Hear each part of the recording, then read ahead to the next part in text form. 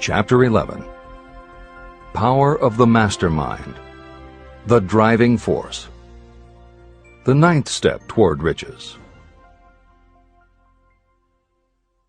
Power is essential for success in the accumulation of money. Plans are useless without sufficient power to turn them into action. This chapter will describe the method by which an individual may attain and apply power. Power may be defined as organized and intelligently directed knowledge. Power, as the term is used here, refers to organized effort, sufficient to enable an individual to transmute desire into its monetary equivalent. Organized effort is produced through the coordination of effort of two or more people who work toward a definite end in a spirit of harmony. Power is required to accumulate money. Power is necessary to keep the money after it has been accumulated. How can power be acquired? If power is organized knowledge, let us examine the sources of knowledge. Infinite intelligence.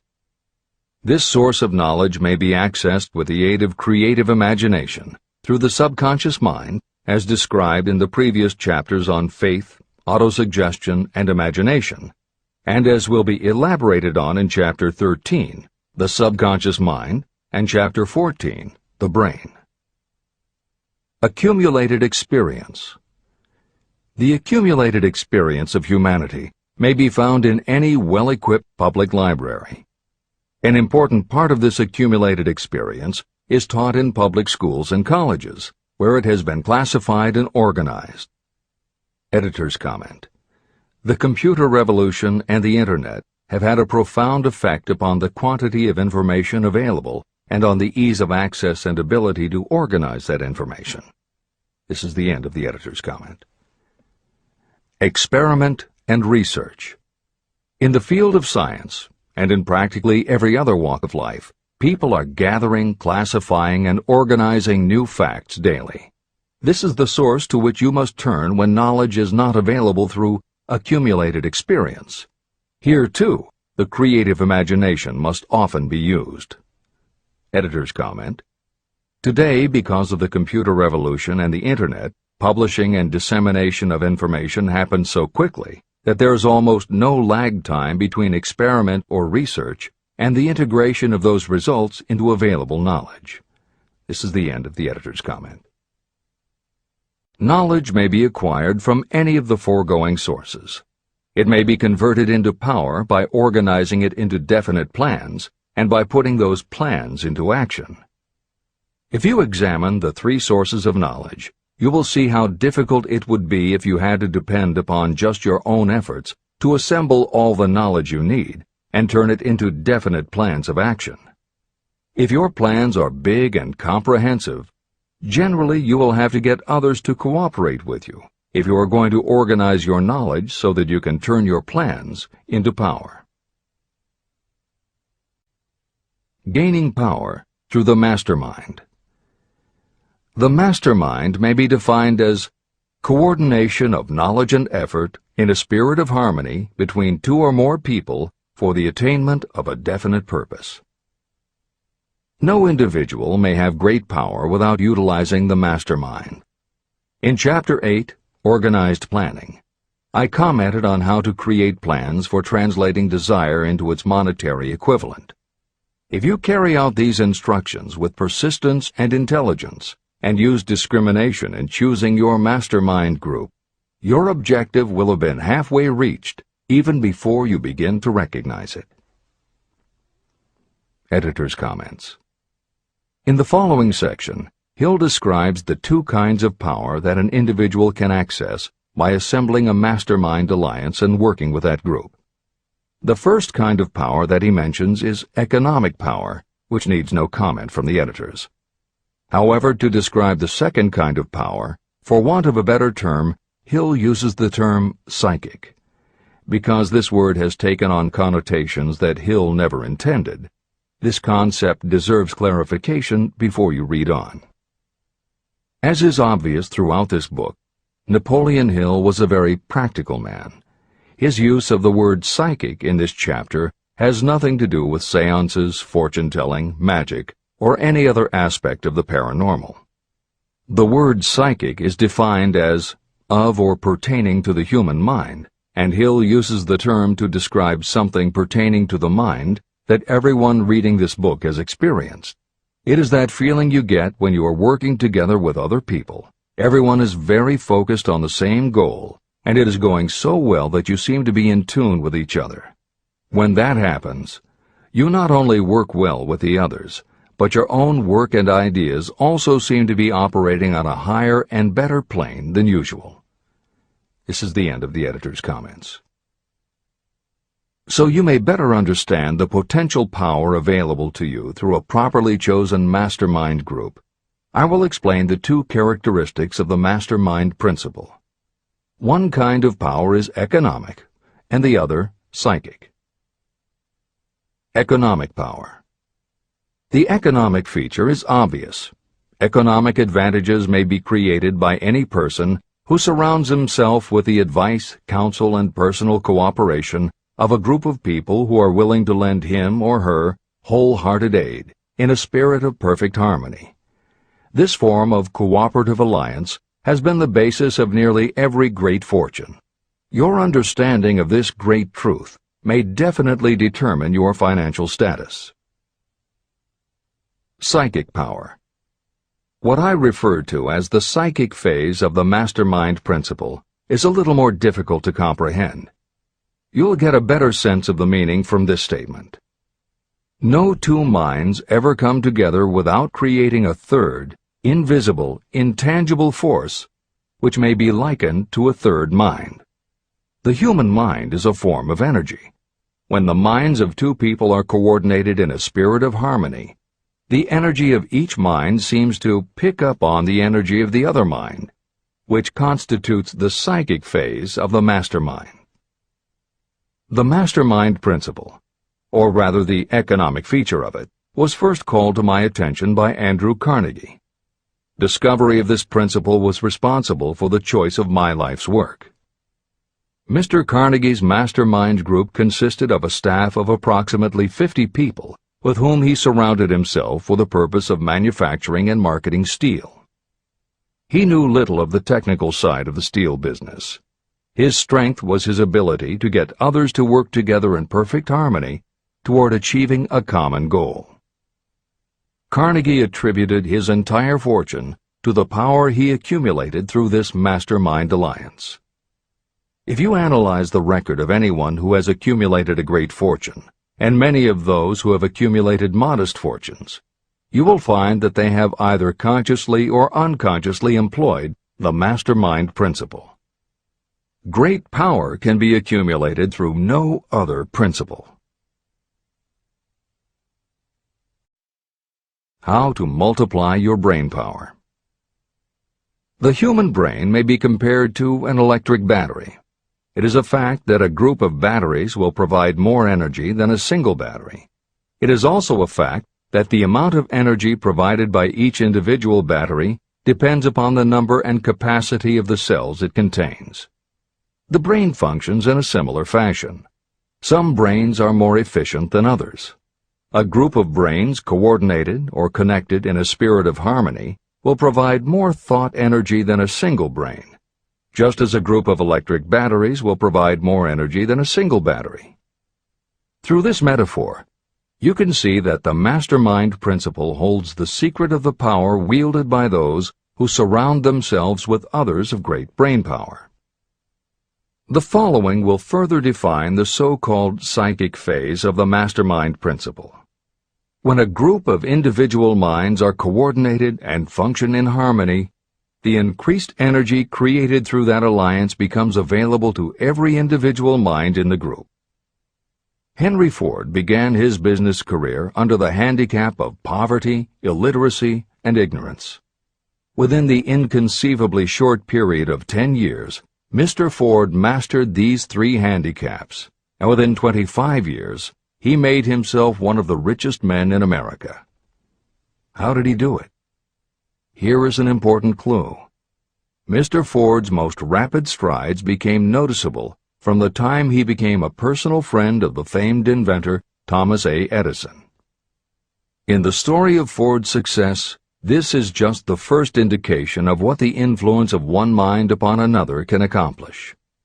Follow his story further, and you will have even more evidence that power may be produced through friendly alliance of minds. It is a fact that Mr. Ford's most outstanding achievements became even more pronounced later, after he formed the acquaintances of Harvey Firestone, John Burroughs, and Luther Burbank, each a man of great mental capacity. People take on the nature and the habits and the power of thought of those with whom they associate in a spirit of sympathy and harmony. Through his association with Edison, Burbank, Burroughs, and Firestone, Mr. Ford added to his own brain power the intelligence, experience, knowledge, and spiritual forces of these four men. Henry Ford used the mastermind principle in exactly the way it is described in this book.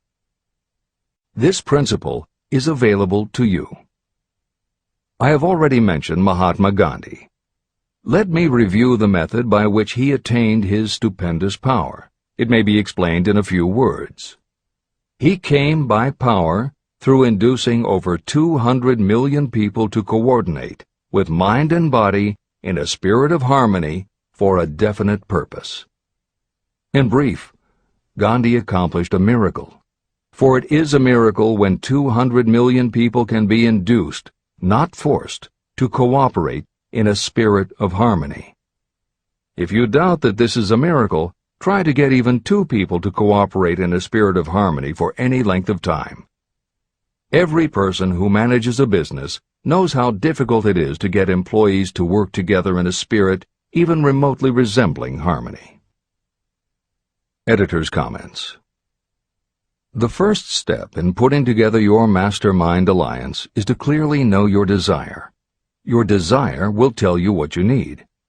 It could be a small group, just 2 or 3 people, as was the case with Stephen Jobs and Steve Wozniak when they formed Apple, Bill Gates and Paul Allen launching Microsoft, or Steven Spielberg, Jeffrey Katzenberg, and David Geffen creating DreamWorks SKG.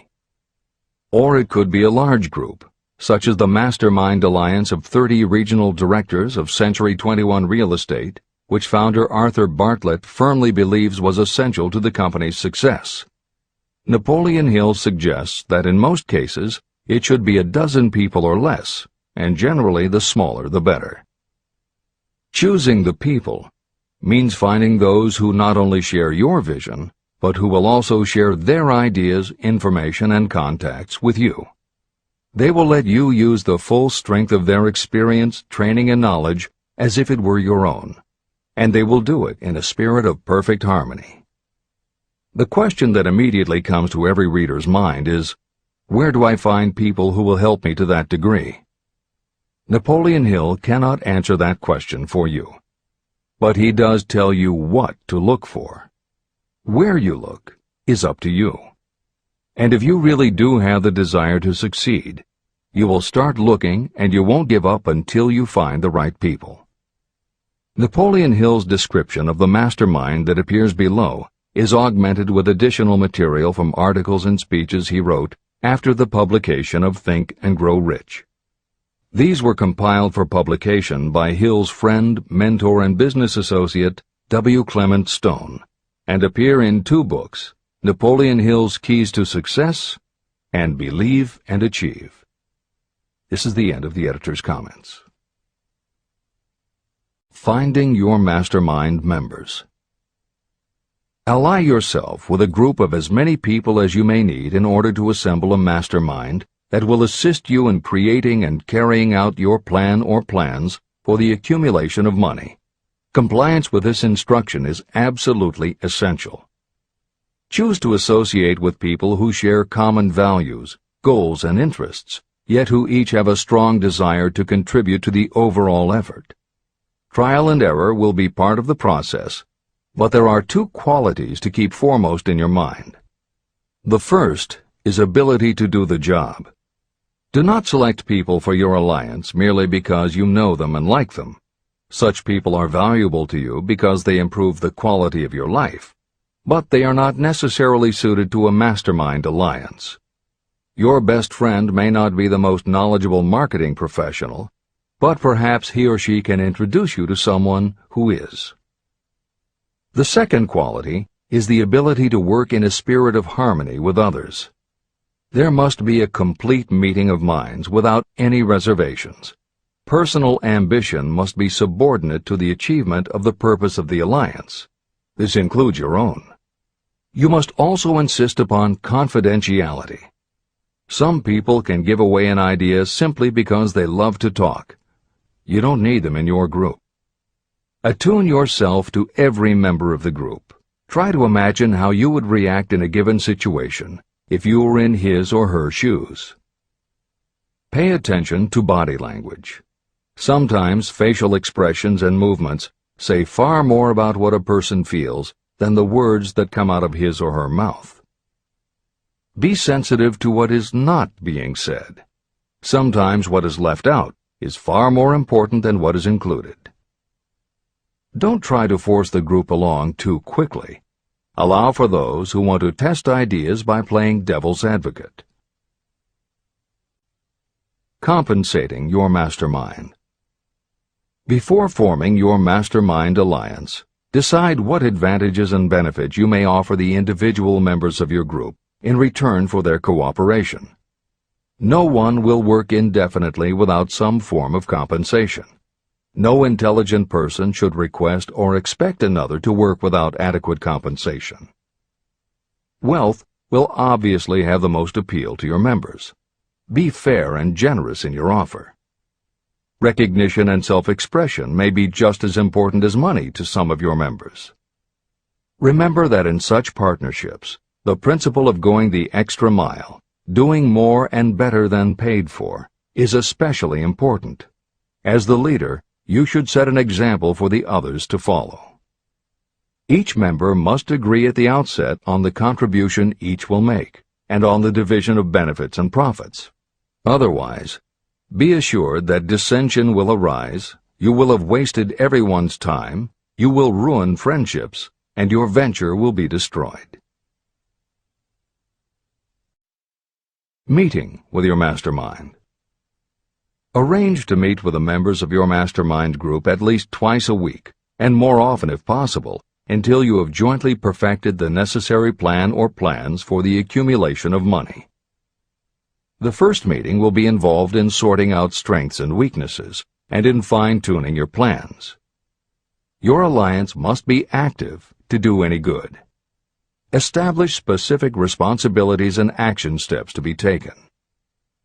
As your mastermind matures and harmony grows among the members, you will find that the meetings create a flow of ideas into every member's mind. Don't let the meetings become so regular and formalized that they inhibit phone calls and other less formal contact. Mastermind maintenance.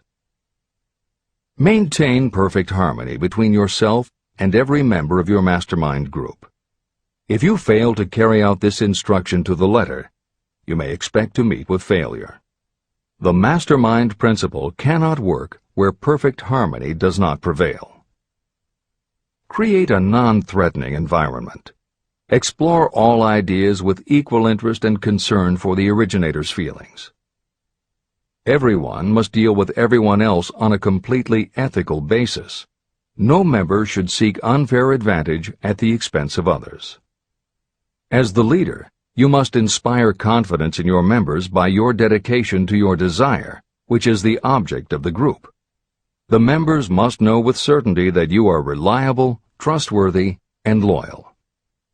When you are finally ready to present the results of your efforts to investors, buyers, or the public, you may face your greatest leadership challenge in maintaining the harmony of your mastermind.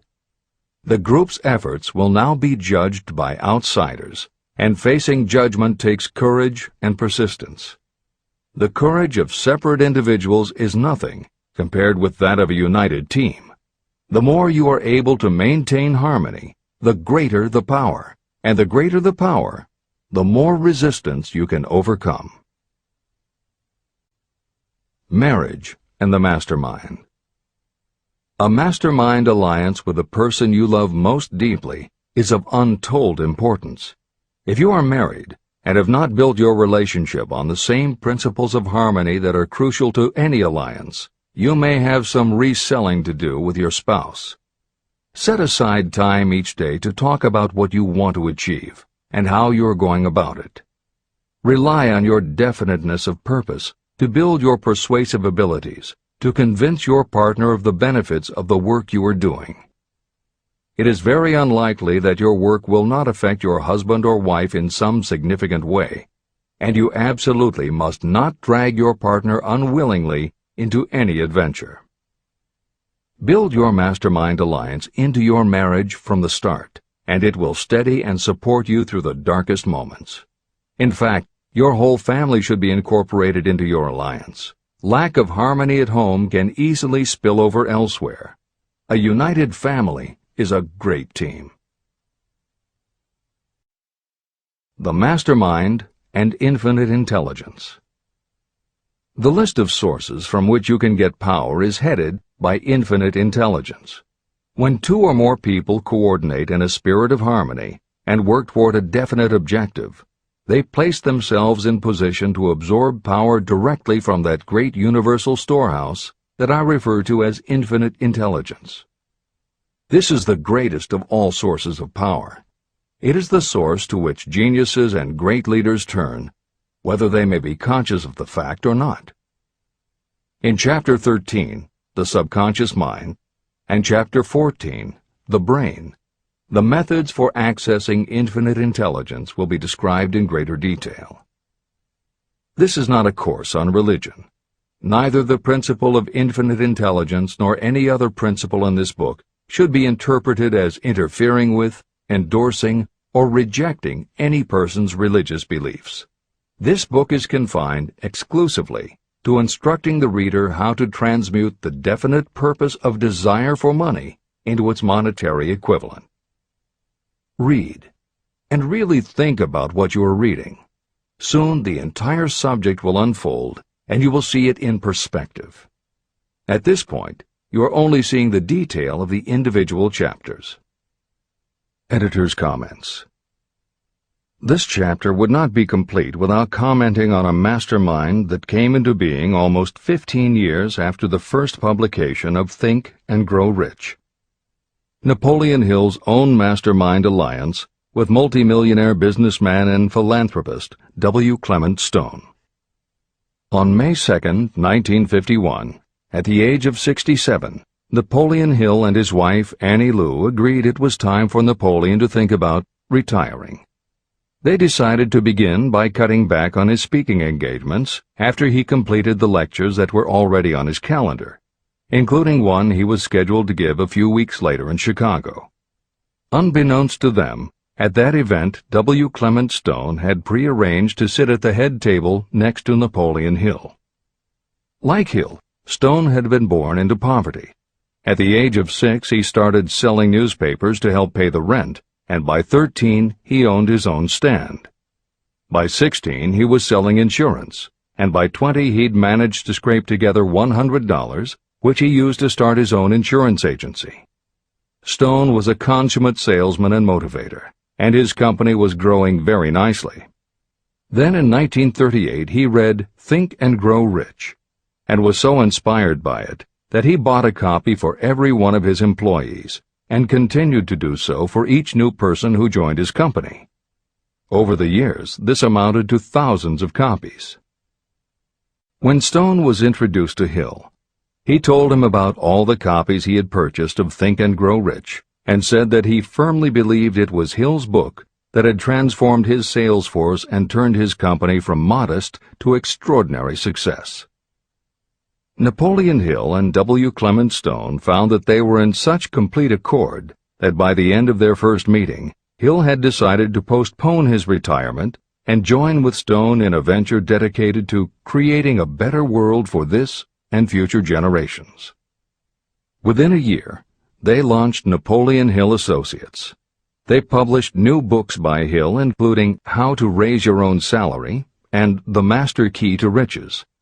They reissued Hill's earlier bestsellers, and they co-authored a new bestseller, Success Through a Positive Mental Attitude. They also launched Success Unlimited magazine, created PMA Science of Success home study courses, made television programs, radio shows, a documentary film entitled A New Sound in Paris, which showed the amazing changes that happened when the entire town of Paris, Missouri, adopted the Napoleon Hill philosophy. And they both crisscrossed America speaking, teaching, giving interviews, and spreading the philosophy to as many people as possible. In addition to his work with Napoleon Hill Associates, Hill also consulted to W. Clement Stone's company, Combined Insurance Company of America. Hill designed and implemented a new training program for the sales force, which was so successful he astounded the business world by helping Stone grow his company from $30 million in assets to $100 million in less than 10 years. When W. Clement Stone passed away in 2002, his company, now known as Aon Corporation, had revenues of $2 billion a year. W. Clement Stone had personally given more than $275 million to various charitable and philanthropic organizations. There has perhaps never been a greater example of coordination of knowledge and effort in a spirit of harmony between two or more people for the attainment of a definite purpose. The sheer volume of work and scope of influence achieved in a 10-year period by Napoleon Hill and W. Clement Stone leaves little question as to the power and importance of a mastermind alliance. This is the end of the editor's comments. The power of positive emotions. Money is shy and elusive. It must be wooed and won by methods not unlike those used by a determined lover. And the power you use in the wooing of money is not greatly different from what you use to attract the one you love. It is the power of positive emotion. That power, when successfully used in the pursuit of money, must be mixed with faith. It must be mixed with desire. It must be mixed with persistence. It must be applied through a plan, and that plan must be set into action.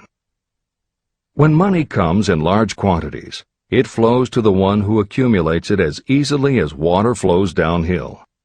There exists a great unseen stream of power, which may be compared to a river that flows in two directions.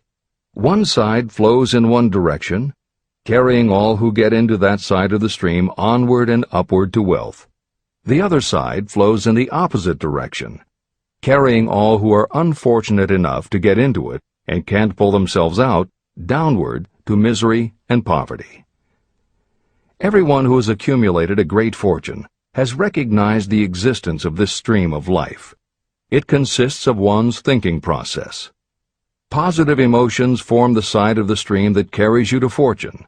Negative emotions form the side that carries you down to poverty.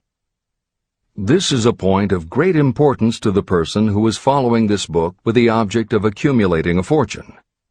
If you are caught in the side of the stream of power that leads to poverty, this book will serve as an oar by which you may propel yourself over into the other side of the stream. But it can serve you only through application and use. Merely reading and passing judgment on it, either one way or another, will be of no benefit to you. Poverty and riches can change places. But when riches take the place of poverty, the change only happens through well-conceived and carefully executed plans. The same is not true of poverty. Poverty needs no plan. It needs no one to help it because it is bold and ruthless. Riches are shy and timid. They have to be attracted. More gold has been mined from the thoughts of men than has ever been taken from the earth.